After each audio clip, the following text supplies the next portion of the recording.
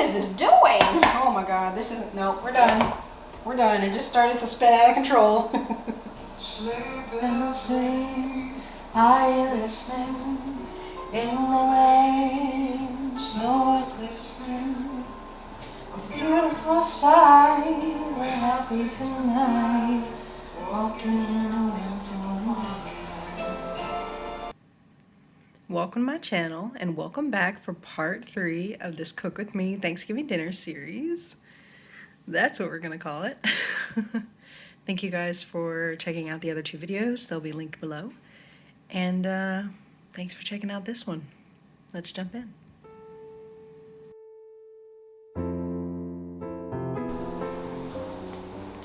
So the turkey's out of the oven. I will insert a picture here from when I freshly pulled it out. Now for the green bean casserole, which is an Alton Brown recipe. Actually, I love some Alton Brown, huge fan.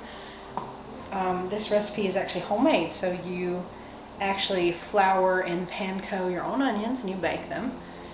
And then you make your own mushroom gravy and cook the green beans in that. Okay, I have put flour, panko, and salt in this bowl, and somehow that's supposed to it's supposed to coat all these onions. So something we bought that I can recommend actually is a mandolin, and not the musical instrument. This is mandolin the slicer. This one we have actually has 3 blade, like 3 width settings, and then it has a lock feature where you can lock the blade into place so that you don't cut yourself. Super handy because this blade is super sharp. So if you haven't seen this, it's a slicer. I mean, so you take your item and it comes with this guard. You put your item on here. The guard has little spikes that you can stab into the, in this case, an onion. You stab into the onion and then you push it along the mandolin. It has grooves where this guard fit into it, and you just push along and slice it, and it gives you nice, thin, even slices, which I would never be able to get. Let me pull a good one. Let me pull a good one. Uniform slices of an onion that were super thin. Like, there's just no way. There's just no way I would be able to do this by hand. So I'm going to pull these apart and I'm going to throw them in this mixing bowl, and we're going to dust them in flour and they'll be ready to go. These have to cook in the oven on 475, and they have to cook for almost half an hour too, so we'll see. We'll see how they turn out. I've never made green bean casserole from scratch like this before, so I am really hoping it turns out a little bit better than the kind you make with the cream of mushroom soup in the can. Nothing wrong with that, but I wanted to go for a little different, but not too different this year. Hopefully at Christmas though, we can try a completely different recipe. I saw a green bean casserole with bacon. You know, here we love things with bacon. You guys don't know me, but I don't actually eat bacon a ton, but bacon as a flavor and as a flavor enhancer and things is so good. I'm gonna speed through this so you guys don't have to watch me separate all of this. And I'll be back when I actually get these out of the oven to show you how they turned out. And we'll get to making the green bean casserole.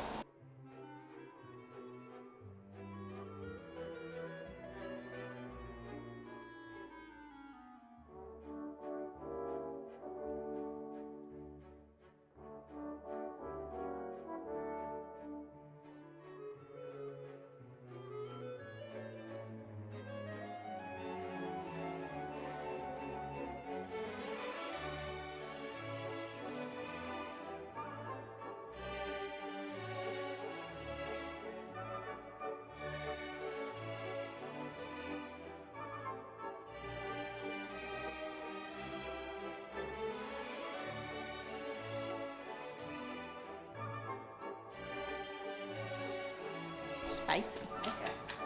Okay. All right. Yeah. All right. Got a butter. Get the mushrooms here. Mushrooms in the cast iron. Well, we cooked one recipe where we've actually went from the cast iron into the oven, and it was a Dutch oven. You remember? No, I don't remember. I remember the recipe, I don't remember what it was. I hope this is 12-inch pan. I don't know. It is, I think. Okay. I think. Oh, Well, I don't know. We got a bunch of pepper. Let's see. Teaspoon. I know that the ground pepper in the bowl is measured, okay? Let's push this over here. Do that one. About a teaspoon. Then I'll remove.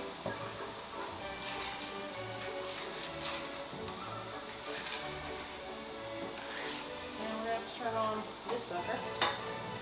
I can already hear the smoke alarm.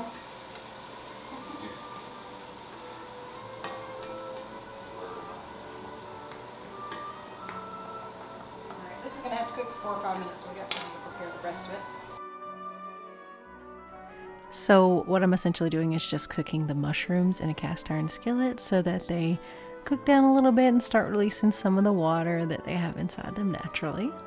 And I've sped this up because it did take several minutes.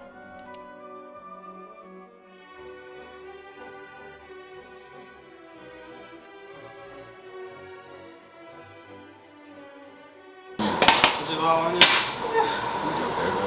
Yeah, don't look into an oven directly. They're getting way too crispy. What do you got to do? I would say. They'll look about done. They're done.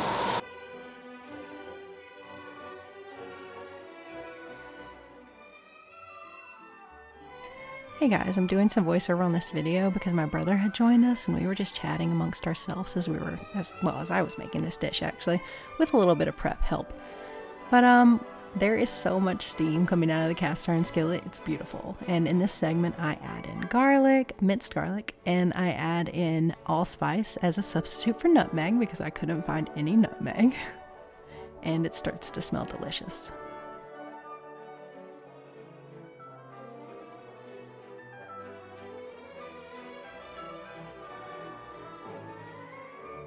This next section is where all the fun kind of happens, and again, I'm doing a voiceover because we were chatting and also because this is kind of a drawn out section, so I wanted to go ahead and speed it up for you guys.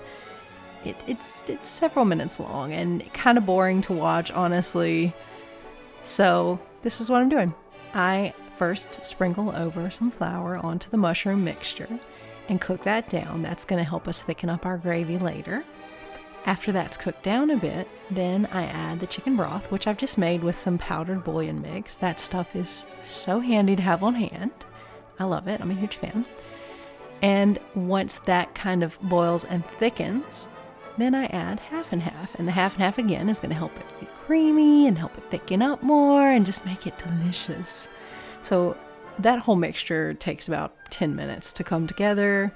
And once it does, it's starting to look delicious, starting to smell delicious. So the next step, which we'll be going into, will be to add everything together and then put it in the oven. If you haven't noticed at this point, I have found some copyright-free music to play in this video. I'm sorry I didn't find it before parts 1 and 2, but I hope you enjoy it nonetheless.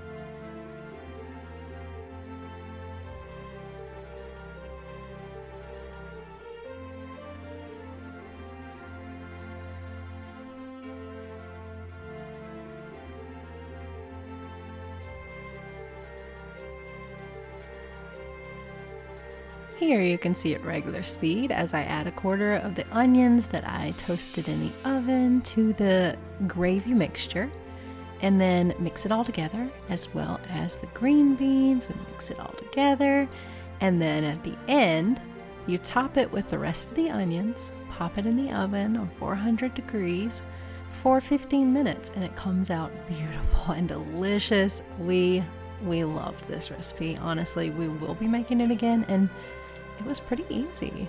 So I recommend. Thank you, Alton Brown.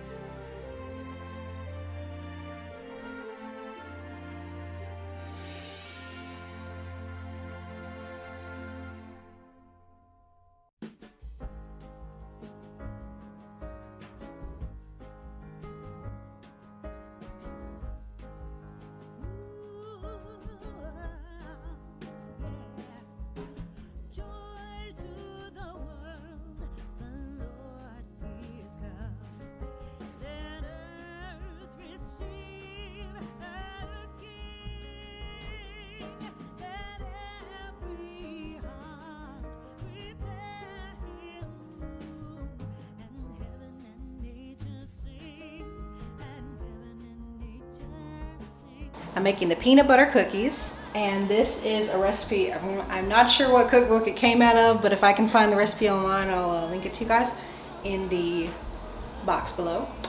But if not, I may just paste the recipe into the description for those who want it. So it's a great excuse to check my description. What I have done, I've doubled this recipe, and what I've done to save video time, because I'm making several things. Now, if you guys want to see me scooping out all this and making a huge mess, all the ingredients just all over the place, then feel free to let me know, because I'd be happy to.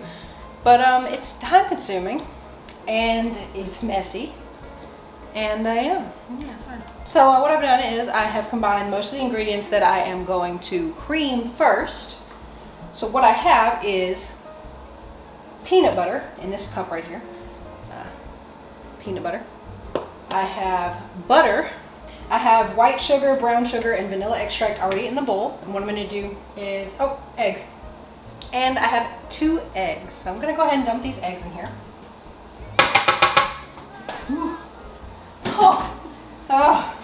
Okay.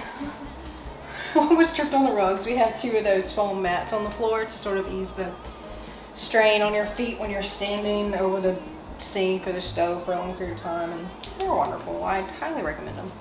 Yeah, I'm just gonna take this butter, and I left this out for just a second. I'm gonna cut it up a little bit just to make it easier to mix.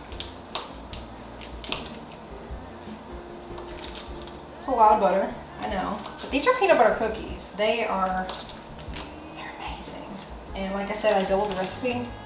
So I may end up with a ton of peanut butter cookies, but you know what? This is the only dessert that I'm making. So I'm fine with that. And you know, if you put them in a sealed container, they'll keep for quite a while. So I'll be eating cookies for a few weeks, and nobody's gonna be mad about that.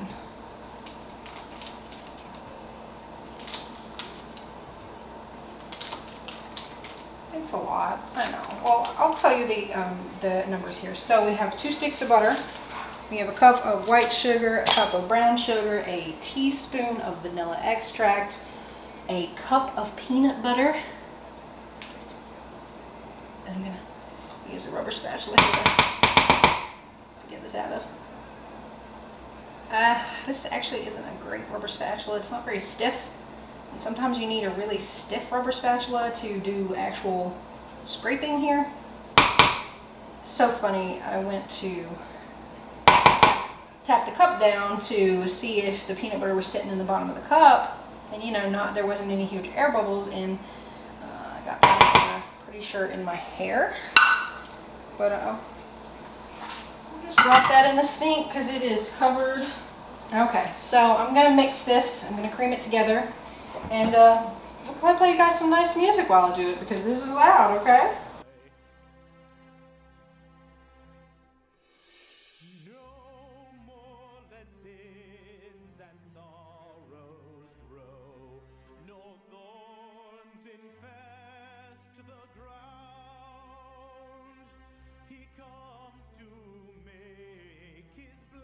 Okay, essentially it looks, sorry, these beaters aren't helping me out any, but it looks like that, and I think it's pretty well creamed together.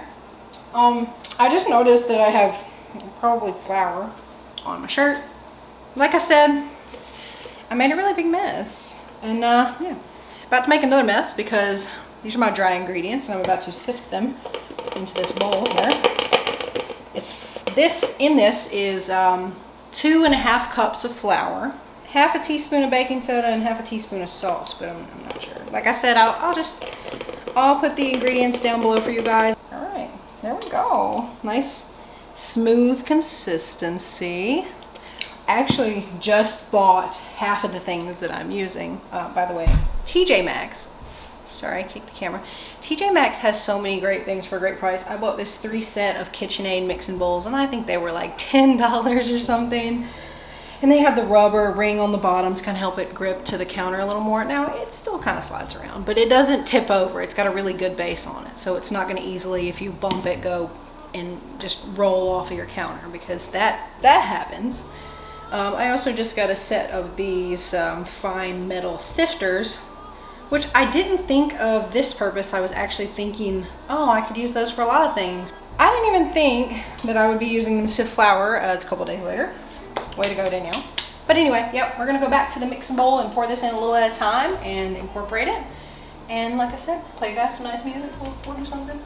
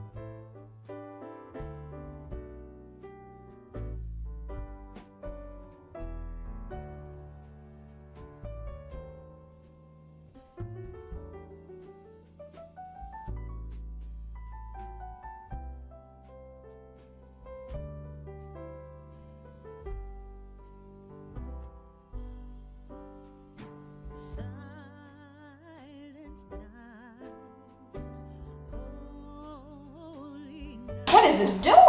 Oh my God, this isn't, no, we're done. We're done. It just started to spin out of control.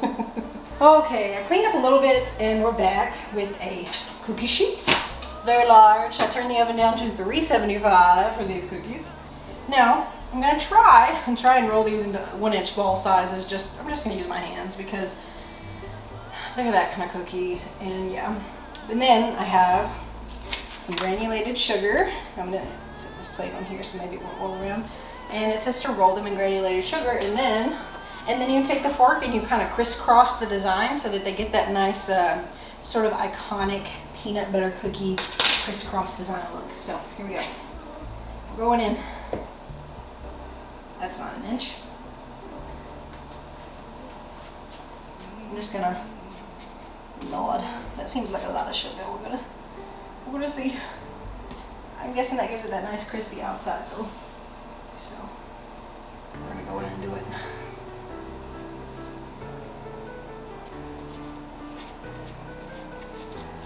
You could definitely do this with probably with some spoons and whatnot, but I'm gonna be real honest. That's very frustrating, and I know many of you who are blind or legally blind and cook. You do a lot of things with your hands, and so do I. if I were doing this with spoons, my face would be right up in the spoon. So it's either do it with my hands or do it with my face. So I'm gonna take this approach because I can absolutely wash my face. But unless I'm gonna wear like full garb, like a mask and a hairnet and everything, like I can't actually keep my hair and stuff out of it. And I still don't keep my hair and stuff out of food. I'm gonna fast forward through this so you guys don't have to sit through me talking, going through all of this, and then we'll be back when these are ready to come out of the oven, and we'll enjoy.